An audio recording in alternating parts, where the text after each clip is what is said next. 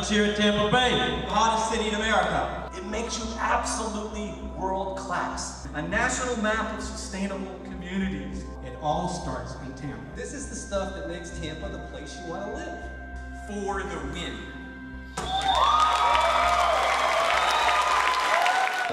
My name is Dr. Sophia B Liu. I work at the U.S. Geological Survey, but I'm not a geologist. I'm an interdisciplinary researcher, a social artist, and a ninja dancer. Now, I actually recently moved here from Colorado, and back in 2009, I was evacuated by a wildfire. So I just went online, found different kinds of information from news sites and other places, and posted them on Twitter. But according to the Boulder Police, my information was actually faster than law enforcement. But I'm not here to talk about me, but about you, the crowd, and this phenomenon of crowdsourcing called in the crisis domain, during times of crises. We all have these mobile devices that allow us to document and share information in real time. So let's take the crowd here at Ignite Tampa. I know many of you go to the beaches, maybe you go sailing, maybe you're even a marine scientist. You all have some kind of knowledge about our coast, and that's really important because if a hurricane were to happen here, we would all be underwater right now. So what I've done is develop a framework for understanding and explaining how crowdsourcing can solve problems in a collaborative and in a strategic way. So with disasters, they create information problems. You might have too little information in the impact zone or too much information online. So it's important that we specify what kinds of crowds and what kinds of sourcing tasks could actually help solve that information problem during a crisis. Now, what happens is, back in the day, the USGS would ask the mailmen to fill out postcards and explain what kind of earthquake effects they saw in a certain location. Now that obviously took a long time. So in 1999, USGS seismologist Dave Wald developed this internet questionnaire called Did You Feel It? It asked people who felt an earthquake to answer questions like, well, did something fall off the shelf? Did you see any furniture or appliances move? Did you see any cracks in the walls? Basically, these kinds of human observations are then turned into quantitative numeric shaking intensities to create these official USGS earthquake maps, which are then used by emergency managers and other major stakeholders.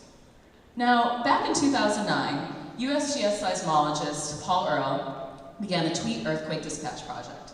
Now, I also recently worked on this project, and basically we are harvesting Twitter data to detect earthquakes in real time.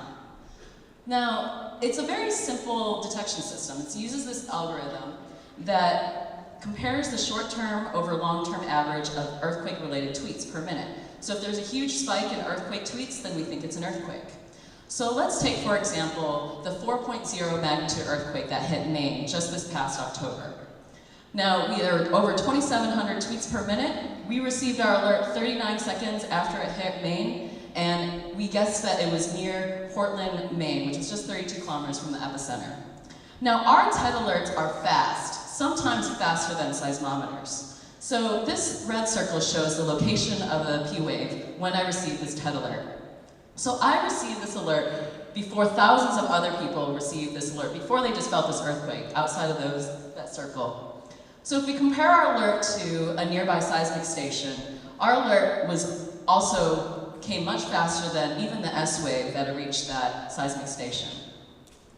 So I know there's not earthquakes here in Florida, more sinkholes, but there are definitely extreme storms. And it's important that we consider how the USGS collects the information. They take aerial photos and LiDAR data immediately after extreme storms to understand how our coasts are changing. So after Hurricane Sandy, 10,000 aerial photos were taken of the coast across 6 states a week after the storm. Now the problem is that these scientists do not have the capacity to manually process all these photos. So what we were thinking is asking certain crowds to look at these pre and post Hurricane Sandy photos and see if they can indicate what coastal hazards they see. And we hope that we really want people that have some kind of coastal expertise. That could be people like you who live on the coast, maybe even the US Coast Guard. We want to help ground truth and improve these prediction models of how our coasts are changing. Hopefully this will help inform the response, recovery, and mitigation efforts after these extreme storms. Now, my mission is to help design a web application. We have this prototype called iCoast, but it's a desktop application written in MATLAB.